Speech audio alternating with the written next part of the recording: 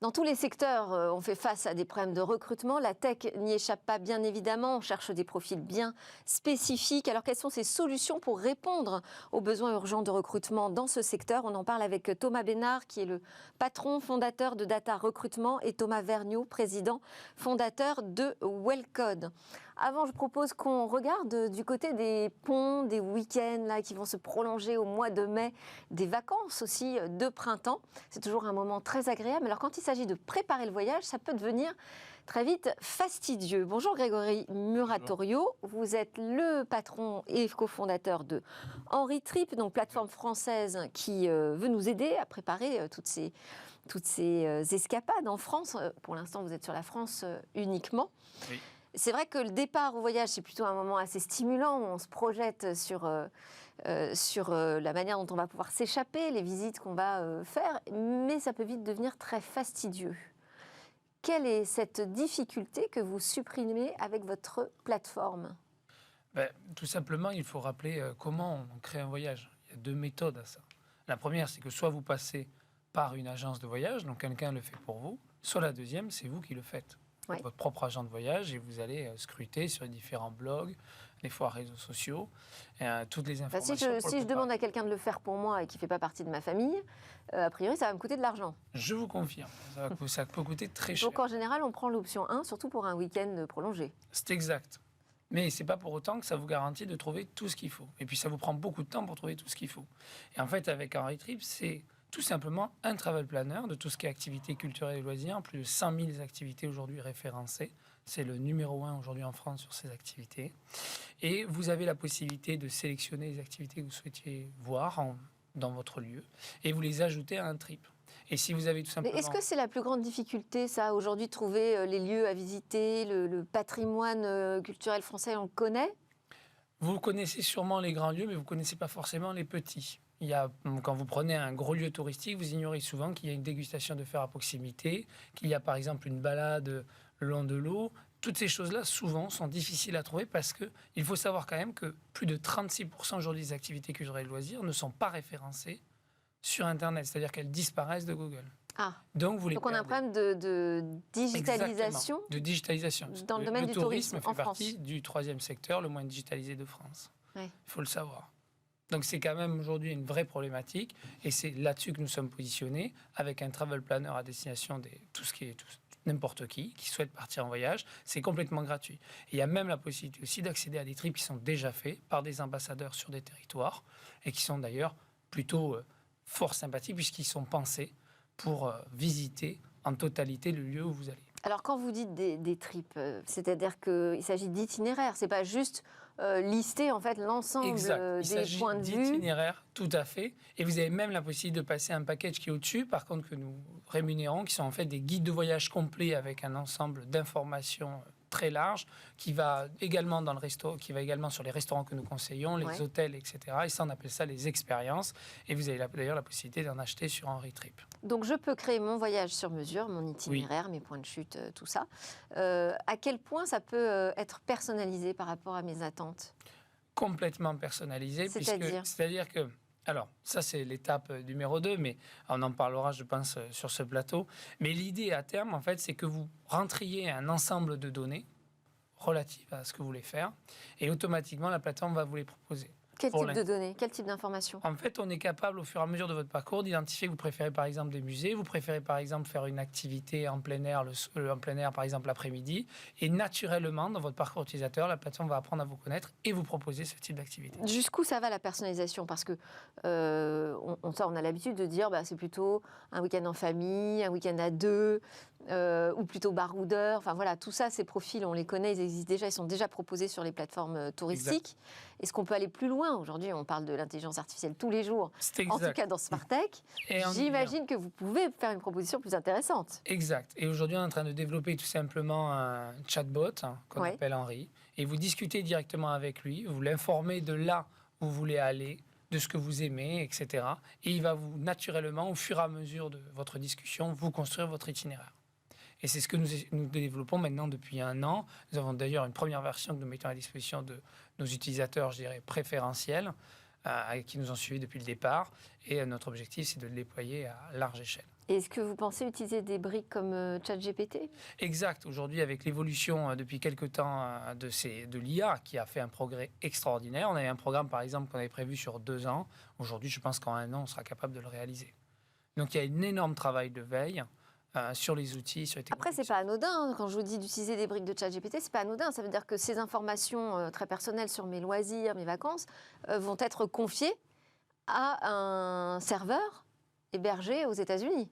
Alors, tout dépend de comment vous déployez votre technologie. Mais nous, par contre, nous avons travaillé depuis le départ, et c'est ce qui ralentit aussi notre progrès, sur le respect, bien sûr, de la vie de l'utilisateur et donc le respect à la vie privée. Et de ce fait, toutes les données que vous saisissez sont conservées, et c'est bien stipulé d'ailleurs sur notre plateforme de conditions générales, en interne, et on ne peut pas les utiliser à des fins commerciales ou bien les transmettre, par exemple, à ChatGPT en l'occurrence. D'accord, donc vous ne ferez pas appel directement à Non, la plateforme. exact. Vous allez développer vous-même votre outil. Mais vous avez aujourd'hui des technologies européennes qui sont très bien développées et qui sont aussi très sécures. C'est un peu plus long, mais il existe quand même pas mal de technologies à disposition. C'est vrai qu'on travaille quand même dessus en France. Mais pas du tout. On en a reçu ici d'ailleurs des prétendants français et européens à ChatGPT, mais c'est vrai qu'on n'a pas encore aujourd'hui atteint le même niveau. Hein. Tout à fait. Je me permets également d'ajouter ce qui explique qu'on soit les meilleurs pour connaître ces activités culturelles et loisirs, c'est qu'en fait nous travaillons directement avec eux. On leur met à disposition pour des châteaux, des musées, des parcs, des jardins, une application de visite à destination de leurs visiteurs.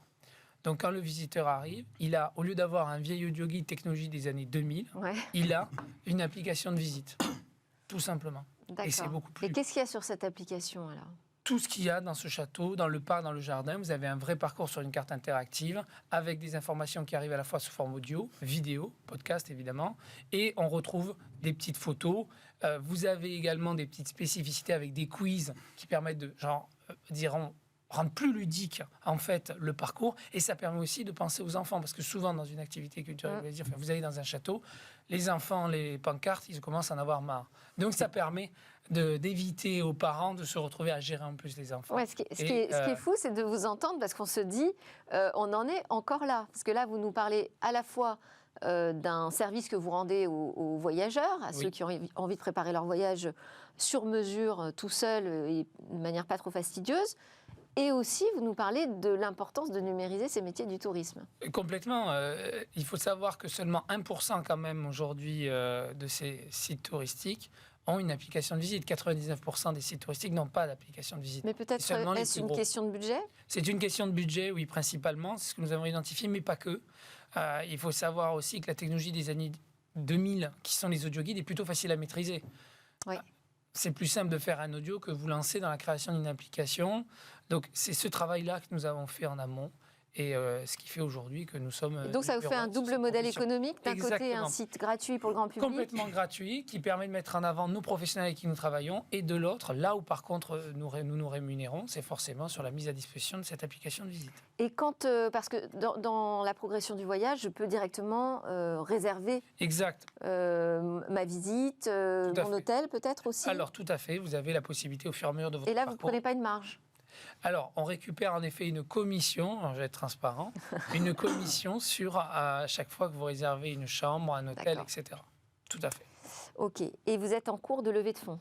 Et nous sommes également en cours de levée de fonds, ça fait partie... Auprès de qui ? Vous essayez de séduire qui ? Nous essayons de séduire plutôt des business angels. Nous sommes sur notre première levée de fonds. Nous visons à peu près aujourd'hui 1 million d'euros. Et c'est pour cette raison que nous adressons à des business angels. Pour en faire quoi ? L'idée pour nous est de développer sur 2 points, la partie technologique, renforcer donc et avancer par rapport à cette IA puisque ça avance quand même relativement vite. Et la deuxième partie, c'est le renforcement commercial au niveau de nos équipes. Aujourd'hui, nous sommes plutôt bien présents en région Occitanie et en région Aquitaine.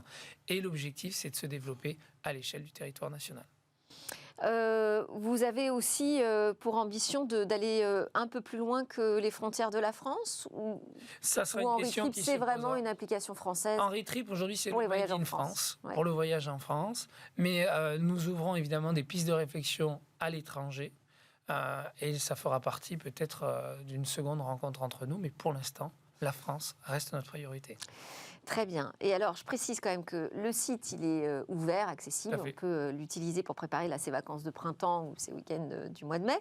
En revanche, l'application, pas encore. Vous Alors, pensez vous être avez prêt là, une- pour les ponts du mois de mai? On sera prêt pour les ponts. Vous avez aujourd'hui quand même une web app, donc ça veut dire que quand vous allez directement sur votre smartphone, vous allez sur notre site, il se présente comme sous la forme d'une app, donc ça reste quand même très agréable pendant le parcours utilisateur ou pendant l'expérience de visite. Mais la partie applicative arrive début mai, en effet, donc on sera présent pour le premier pont. Ouais, bah, super, bravo. Voilà. Et je vous invite d'ailleurs à retrouver donc Henry Trip sur les stores. Et alors, qui parle expansion parle problématique de recrutement. C'est exact. C'est notre sujet à la une C'est aujourd'hui. exact. Comment ça se passe pour vous? Écoutez, plutôt de manière positive. Nous, on ne rencontre pas forcément de problématiques, mais on est aujourd'hui sur une équipe qui est quand même réduite. On est 15 personnes, on n'a pas eu de soucis. On a vraiment travaillé, nous, d'abord sur une identité, une marque employeur assez forte. Et nous communiquons là-dessus de manière très régulière. Donc, on a de nombreux contenus qui permettent aux futurs candidats de nous identifier rapidement. En plus, nous avons quand même un bel aura sur la région toulousaine, même sur la région Occitanie, donc on attire. Néanmoins, on rencontre des problématiques, surtout que c'est la partie développement informatique, où là, on a du mal à trouver les bons profils et on fait appel d'ailleurs à des cabinets de recrutement. Et ben voilà, vous lancez notre sujet, lance le débat. c'est l'objet du Tech Talk.